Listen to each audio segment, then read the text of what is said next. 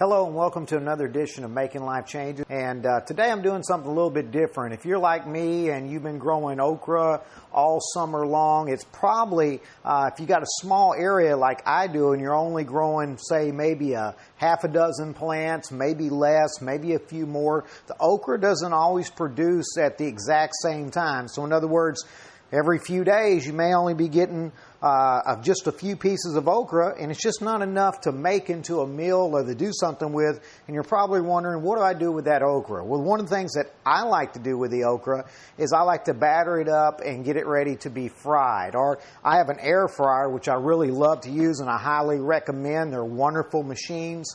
They save a whole lot of oil, so you can really get really nice, tasty, fried-like foods without the grease. It's a wonderful and healthy alternative to frying your foods in oil. And so today I'm going to show you how to prepare okra and keep it in the freezer so when you're ready for it and you get enough of it, then you can put it in your air fryer, or you can go ahead and put it in your deep fat fryer and fry you up some really tasty fried okra. So what I have here is a few pieces of okra. This is some very nice spineless okra. It's very long, as you can see, Texas size. And I have some cornmeal. I have some Progresso breadcrumbs, garlic and herb. I really love these. They put just enough flavor of the garlic and herbs in the batter that I really like. And I have some flour. Now you can do this a lot of different ways. You can get you a bag, you can get you a bowl. But what I like to do, which makes it really, really simple, is I like to use a cup. And I'll put a tablespoon of flour to a tablespoon of cornmeal to a tablespoon of the breadcrumbs. And I'll just mix all that together, and that's going to be my batter. And if you got a lot of pieces, you may want to add a little bit more. But basically, it's a 1-1-1 ratio that I like to use. So, one of each, and one of each. And then just kind of mix all that around, stir it, mix it so it's all nice and mixed together.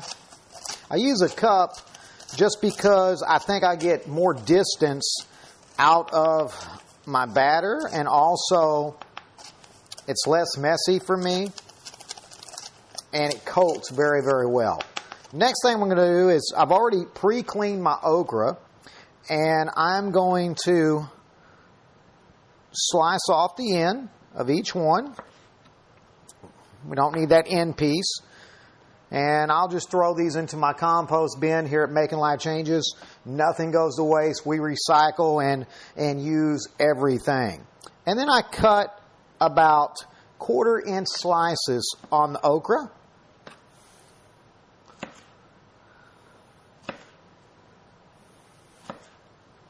How thick you want them is really up to you. I like about 1/4 inch. I get a little bit more okra out of it as well.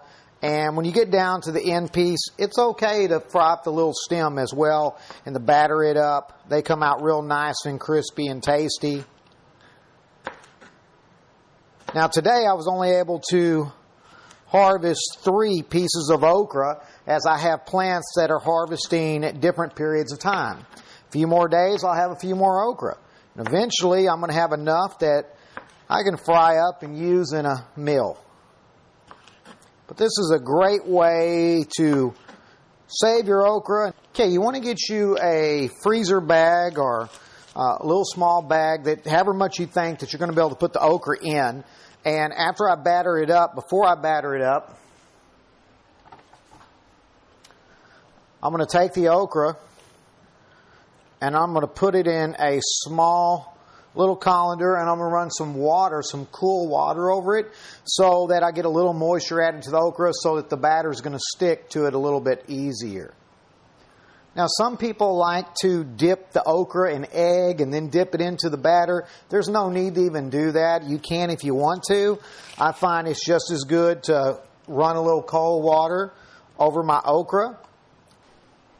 I've got a nice little lid here I took off my cornmeal. You can use whatever you want, but I like to take it and just shake it around nice and good like that so it's really coated. I'll throw a few more pieces in there and do the same thing. It's really simple to do it this way. No mess. It's quick and easy. It covers it really, really well. Throw a few more pieces in there.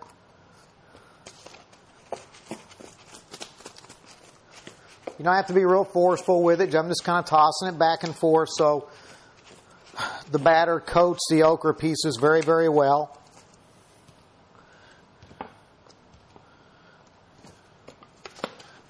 And literally, I don't even have to take it out yet. I can just keep it all in there and it's battering up very well. Oh yeah, it's looking really, really nice. You can see it right in there. And I've got a couple more pieces. No mess, quick and easy. Very, very, very simple way to do this. And you can use a spoon as of this point if you want, or you can use your hands if you like. I'm going to use a slotted spoon that I have here. And I'm just going to kind of take out the okra like this. I'm going to drop it in my bag. Knock off the extra.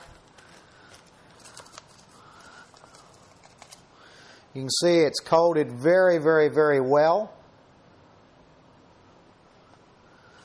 No batter, which also cuts down on your calorie intake.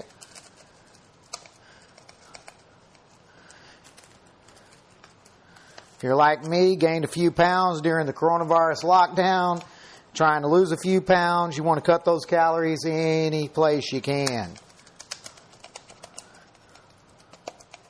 I'm just shaking out. Slotted spoon works really, really good for that. Make sure I have no excess batter. And one good thing about using a cup, I can reuse this again tomorrow or the next day when I have some more okra ready. Now I'm just going to take my bag and I'm going to seal it, get some of the air out, and I'm going to lay it as flat as I can in the freezer like that for several hours until it freezes. Eventually, I'm going to add it to another bag of okra that I made up previously. As you see, I'm filling up a nice sized bag of okra there. And eventually I'm going to have enough to cook up. I have plenty now. I just keep adding to it, and then when I'm ready for it, I'll just throw it in my air fryer and have some fried okra. Or like I said, if you want to put it in deep fat fryer, you can choose to do that as well. Well, there you have it, what to do with your extra okra as you're waiting for many of your plants to develop so you can harvest them. And you continue to keep doing this all summer long with okra. It's a wonderful plant to grow, especially in the hot months of June, July, and August. And if you live in the South, like I do in Houston, it is absolutely perfect. It needs very little water and loves sun, and it's a hardy plant, and it grows in about any rough, tough condition. All right, well, if we've helped you, help us keep coming to you by subscribing to our channel, hitting that bell so you get all the reminders on our latest updates, and don't forget to share this to your social media. And once again, my name's Harold Helm, and I am making life changes, and you can too. Make sure you visit us at our main website, makinglifechanges.org, and sign up for our free newsletter. And then follow us socially on Facebook at Making Life Changes Ministries and Instagram at Making Life Changes.